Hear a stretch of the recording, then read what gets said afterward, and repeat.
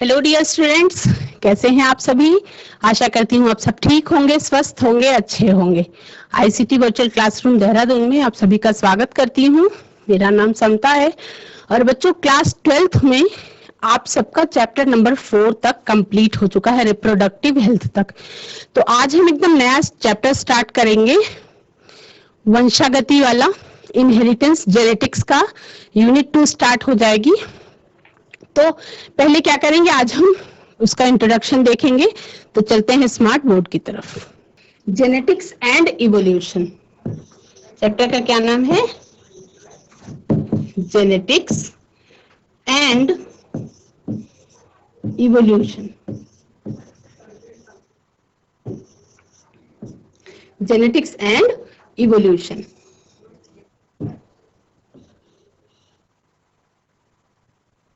ठीक है, इस चैप्टर में बच्चों जो ये क्लास 12 का चैप्टर यूनिट 7 है, बहुत ही इम्पोर्टेंट चैप्टर है। ये बहुत ज्यादा इम्पोर्टेंट चैप्टर है। तो इसमें कुछ वैज्ञानिकों के नाम आए थे, तो हम पहले जो इससे रिलेटेड वैज्ञानिक हैं उनके बारे में पढ़ेंगे। सर जेम्स वॉटसन थे and Francis Crick. James Watson और फ्रांसिस क्रिक, क्या नाम था उनका? साइंटिस्ट थे।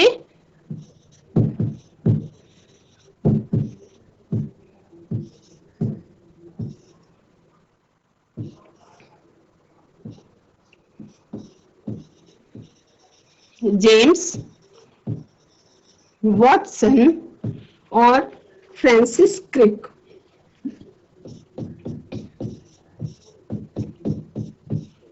फ्रांसिस क्रिक दो वैज्ञानिक थे। तो इसमें जेम्स डी वॉटसन का जन्म कहाँ हुआ था? चैप्टर का नाम क्या है?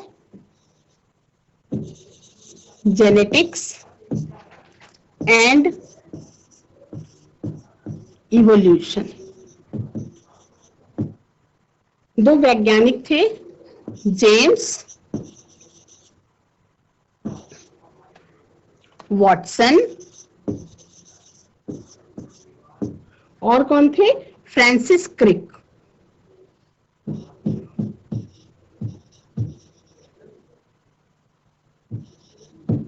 Francis Crick.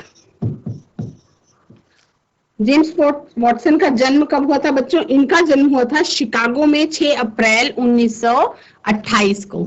इनका बर्थ कब हुआ था? डेट ऑफ बर्थ था इनका 6 अप्रैल 1928। ठीक है, इन्होंने 1947 में जूलॉजी से बीएससी की डिग्री प्राप्त करी थी। इन्होंने कौन से सन में? 1947, हमारी आजादी का जो साल था उस साल इन्होंने क्या किया था? जूलॉजी से बीएससी की डिग्री प्राप्त करी थी।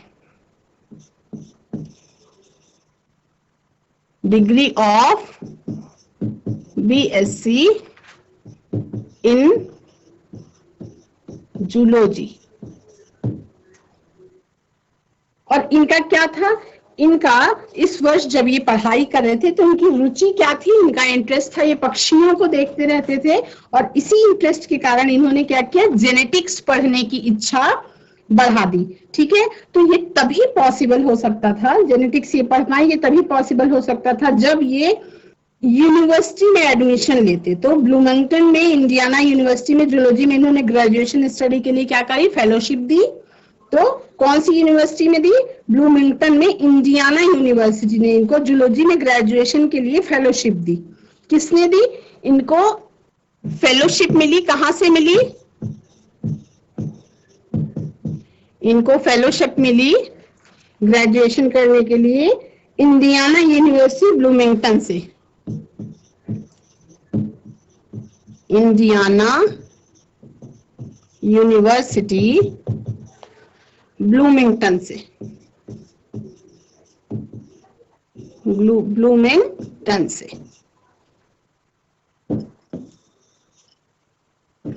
ठीक है, तो इस यूनिवर्सिटी से ही इन्होंने बैक्टीरियोफेज मल्टीप्लिकेशन पर हार्ड एक्सरेज पर क्या इफेक्ट होता है, उससे जो है 1950 में इन्हें पीएचडी की उपाधि दी गई। कौन सी यूनिवर्सिटी से? इसी यूनिवर्सिटी से इनको किस चीज की उपाधि दी गई? पीएचडी की। और किस कारण से दी गई? 1950 में इन्होंने पीएचडी की उपाधि पाई। और किस लिए पाई बच्चों? इन्होंने पीएचडी की उपाधि पाई जो वो पाई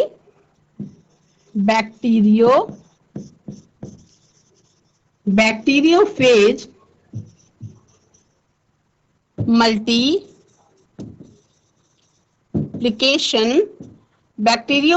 मल्टीप्लिकेशन पर हार्ड एक्सरेज का क्या प्रभाव था?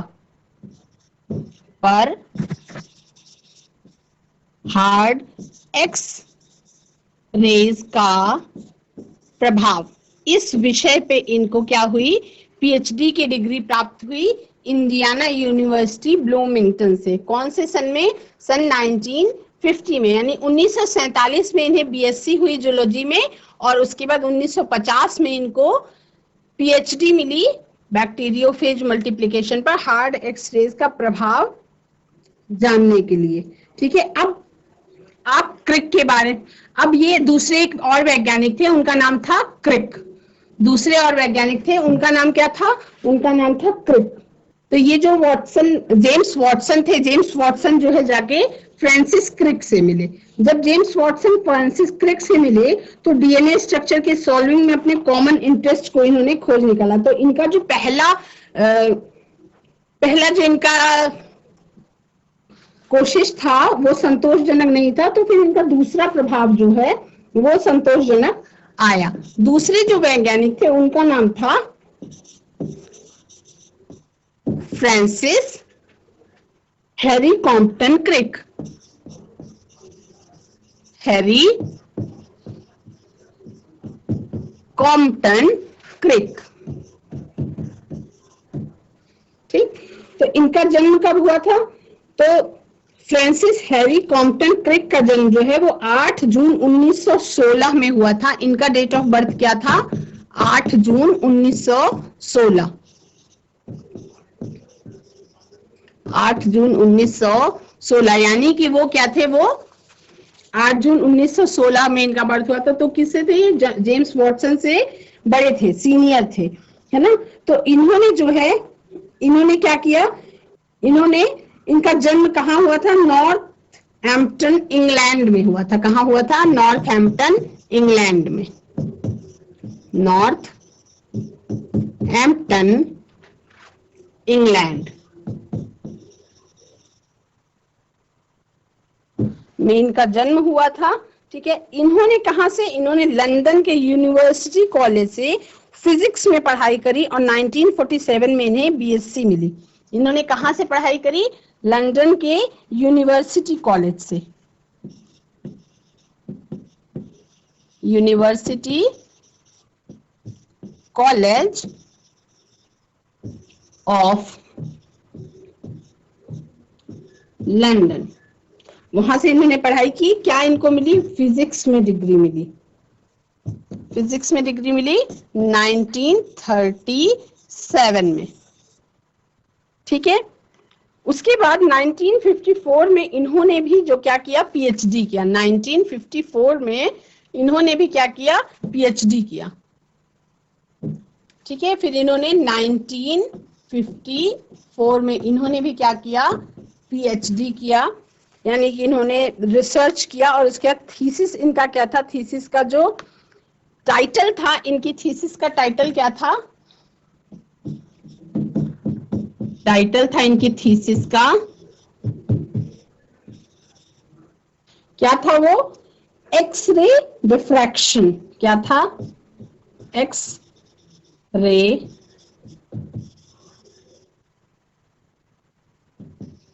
Diffraction polypeptides and proteins. किन पर? Polypeptides and proteins. Polypeptides and proteins. Polypeptides and proteins.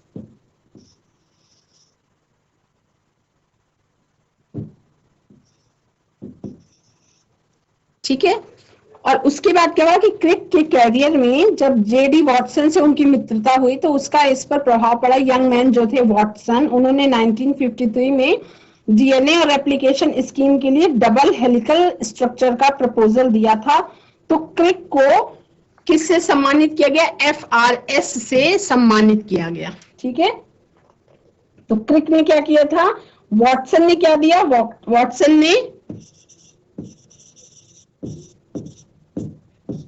ने क्या दिया? 1953 में इन्होंने क्या दिया? डीएनए और रेप्लिकेशन स्कीम के लिए डबल हेलिकल स्ट्रक्चर का प्रपोजल दिया था। डीएनए और रेप्लिकेशन स्कीम के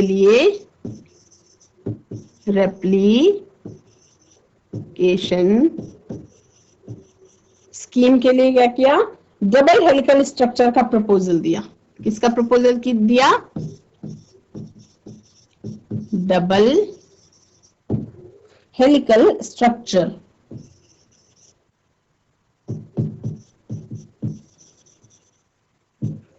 का प्रपोजल दिया। ठीक है, इसका प्रपोजल दिया इन्होंने, proposal of double helical structure of replication scheme, DNA और रेप्लिकेशन स्कीम। तो क्रिक को फिर जो थे वैज्ञानिक सर क्रिक, इनको सम्मानित किया गया 1959 में FRS से सम्मानित किया गया इनको 1959 में FRS। ठीक। तो वॉटसन और क्रिक को कौन कौन से ऑनर्स मिले उनके बारे में हम बात करते हैं। वॉटसन एंड क्रिक, इन दोनों ने साथ मिलकर काम किया। वॉटसन एंड क्रिक, इनको कौन कौन से सम्मान मिले थे? इनके ऑनर्स जो थे वो कौन कौन से थे?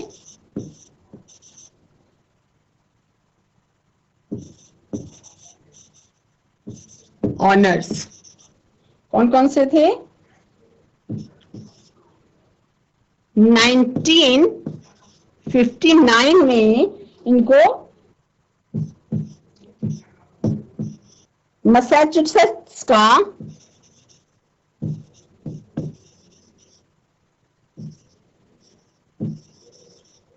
कौन सा अवार्ड दिया गया?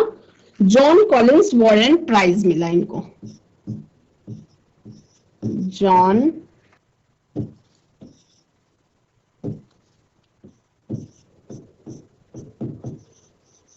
Collins Warren prize. ठीक है। और क्या क्या मिला उसके बाद? 1960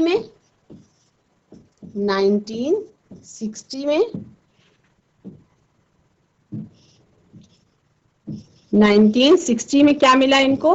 1960 में लास्कर अवार्ड मिला। कौन सा अवार्ड मिला?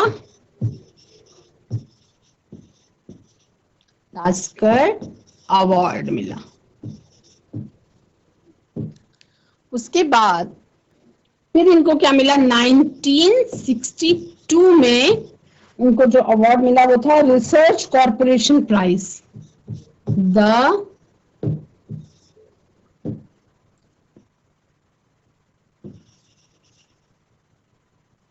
Research corporation prize.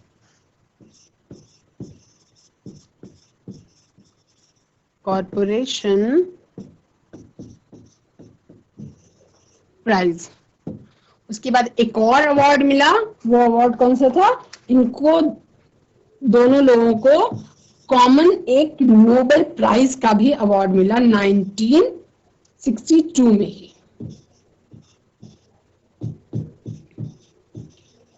Nobel prize. तो बहुत बड़े बड़े अवार्डों से इनको नवाजा गया। ठीक है। तो हमने बात करी किससे? जेम्स वॉटसन और फ्रांसिस क्रिक वैज्ञानिकों के बारे में। ठीक है।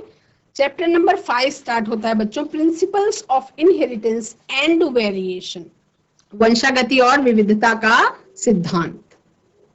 चैप्टर क्या है आप सबका? चैप्टर है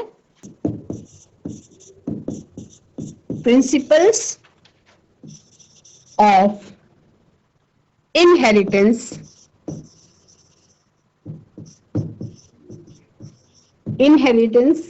एंड वेरिएशन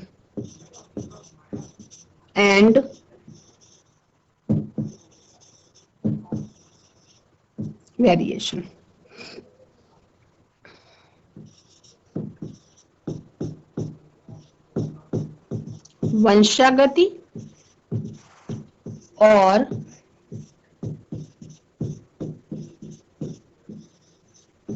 विविधता का सिद्धांत।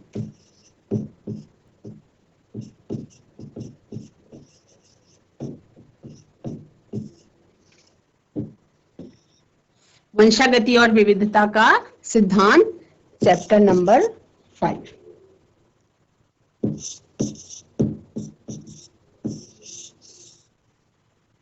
ठीक है, तो बच्चों क्या आपने कभी सोचा है कि ये चैप्टर पढ़ने से पहले आपको कुछ चीजों के बारे में अपने आप से सवाल करने होंगे? क्या आपने कभी सोचा है कि जो एलिफेंट है वो हमेशा बेबी एलिफेंट को ही जन्म देता है, किसी दूसरे जानवर को क्यों नहीं देता? आपका जो मैंगो है, मैंगो के सीड से क्या बनता है? केवल मैंगो प्लांट ही उगता है, कोई अन्य क्यों नहीं उगता? जो आपका एलिफेंट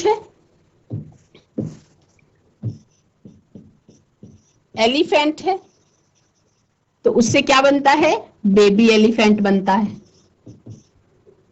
ना? एलिफेंट से बेबी एलिफेंट बनता है। मैंगो सीड से मैंगो ट्री बनता है।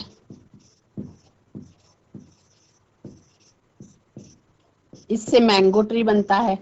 इंसानों को, जो ह्यूमन बींग्स हैं, वो ह्यूमन बींग्स मतलब अपने ही जैसे शिशु प्रोड्यूस करते हैं। ठीक है, जो संतरे का बीज है उससे संतरा निकलेगा, नींबू के बीज से नींबू निकलता है, मैंगो सीड से मैंगो प्रोड्यूस होता है, एलिफेंट बेबी एलिफेंट को जन्म देता है।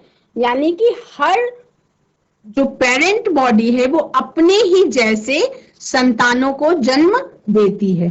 ठीक है, जो संतानें हैं, जो ऑफ स्प्रिंग्स हैं, वो अपने पेरेंट्स से मिलती जुलती होती हैं, है ना? लेकिन बिल्कुल अपने पेरेंट्स की आइडेंटिकल नहीं होती है, लेकिन बिल्कुल एक जैसी नहीं होती हैं।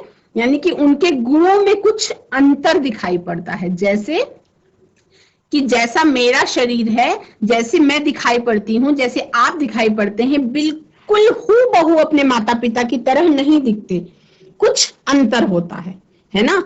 पूरी तरीके से अंतर नहीं होता, इतना मैच करेगा कि उनके 2 पैर मेरे 2 पैर, उनके 2 हाथ मेरे 2 हाथ, 2 आंखें, एक नाक, एक मुंह, लेकिन जो अपीयरेंस है वो थोड़ा सा चेंज होगा। हो सकता है आवाज बदली हो सकता है कि आंखों की जो पुतली होती है उसका कलर चेंज हो सकता है बालों का रंग बदला हुआ हो। तो क्या होता है, कुछ अलग होता है। तो उसका जो स्टडी हम करते हैं, ठीक है, जो प्रोजेनी, जो ऑफस्प्रिंग्स होती हैं, संतानें होती हैं, वो अपने पेरेंट्स से अलग क्यों होती हैं, इन क्वेश्चंस को स्टडी करने के लिए एक पूरी की पूरी साइंस है हमारे पास। और उस साइंस को हम क्या कहते हैं? उस साइंस को हम क्या कहते हैं बच्चों? वो साइंस कहलाती है जेनेटिक्स। क्या कहलाती है? जेनेटिक्स। जेनेटिक्स को 2 भागों में बांट देंगे, तो जीन और जेनेटिक्स। आपको अब समझ में आ रहा है? जीन्स का अध्ययन करते हैं, क्या कहलाता है? ये ब्रांच कहलाती है जेनेटिक्स। और इसी जेनेटिक्स को आप क्या कहते हैं? आनुवांशिकी।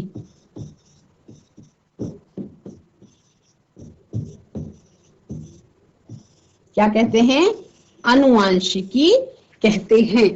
ठीक है, चैप्टर ये बहुत ज्यादा इंपॉर्टेंट है, बहुत ज्यादा।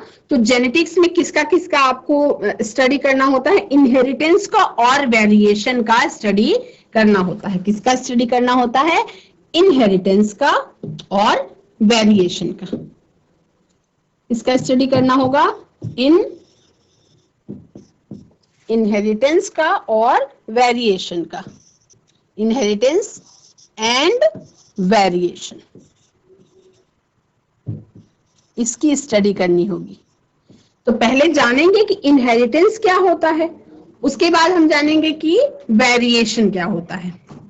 तो इतना आपने वॉटसन और क्रिक के बारे में जान लिया है, दो वैज्ञानिकों के बारे में पूरा मैंने आपको विस्तार से बता दिया है, ठीक है। उसके बाद चैप्टर नंबर 5 है आपका principles of inheritance and variation.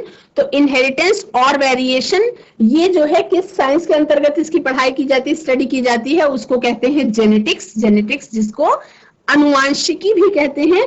तो इसमें बहुत सारे क्वेश्चंस आपके सामने आएंगे कि जैसे ह्यूमन बींग्स को ही प्रोड्यूस क्यों करते हैं, एलिफेंट से बेबी एलिफेंट ही क्यों होता है, मैंगो सीड से मैंगो ही क्यों बनता है, मैंगो के ट्री पे आम के बीज से कभी संतरे को फलता हुआ आपने कहीं नहीं देखा होगा। तो ऐसा क्यों होता है कि जो पेरेंट बॉडी होती है वो अपने ही जैसे संतानों को जन्म देती है, उसकी पढ़ाई के लिए जो ब्रांच बनाई गई वो ब्रांच है अनुवांशिकी। उस ब्रांच को क्या कहते हैं, जेनेटिक्स कहते हैं। तो इनहेरिटेंस और वेरिएशन क्या होते हैं, इनहेरिटेंस वो प्रोसेस है जो कैरेक्टर्स अपने माता पिता से संतानों में जाते हैं। तो यही किसका आधार है, हेरिडिटी का आधार है, यही अनुवांशिकी का आधार है।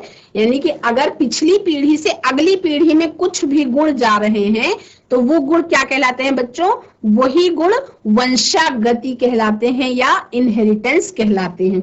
वेरिएशन का मतलब कि विविधता किस तरह से आ रही है, कौन सा जो अंतर है वो वेरिएशन कहलाता है। जैसे माता पिता से बच्चों के गुणों में जो अंतर होता है वही अंतर क्या कहलाता है, वेरिएशन या विविधता कहलाती है, ठीक है। तो हम अगले सेशन में इस चैप्टर के बारे में और अच्छे से पढ़ेंगे, इनहेरिटेंस के बारे में, वेरिएशन के बारे में। और उसके बाद इतना क्लियर है कि जब 800 से 1000 BC पूर्व ये पता चल चुका था कि जो वेरिएशन का कारण है ये क्या है, जेनेटिक्स का, इनहेरिटेंस, वेरिएशन, इनका सबका जो रीजन था वो क्या था, reason of inheritance and variation, इन सब का रीजन जो था वो था बच्चों सेक्सुअल रिप्रोडक्शन। वो क्या था, सेक्सुअल रिप्रोडक्शन इन सब का रीजन था। यानी कि जो लैंगिक जनन की प्रक्रिया हो रही थी वही इसका सबका कारण था। तो कारण पता लग गया था बहुत सालों पहले, उसके बाद उसकी स्टडी की गई। तो स्टडी के बाद ये क्लियर हुआ कि कब पता लग गया था, ये 800 से 1000 ईसा पूर्व ही। तो बच्चों आज की क्लास में आप सभी ने चैप्टर नंबर 5 स्टार्ट किया। जेनेटिक्स का चैप्टर है, जेनेटिक्स एंड एवोल्यूशन यूनिट का इनहेरिटेंस एंड वेरिएशन प्रिंसिपल्स उसके पढ़ने हैं आप सभी को। चैप्टर बहुत इंटरेस्टिंग है और इंटरेस्टिंग होने के साथ साथ बहुत ज्यादा इंपॉर्टेंट भी है।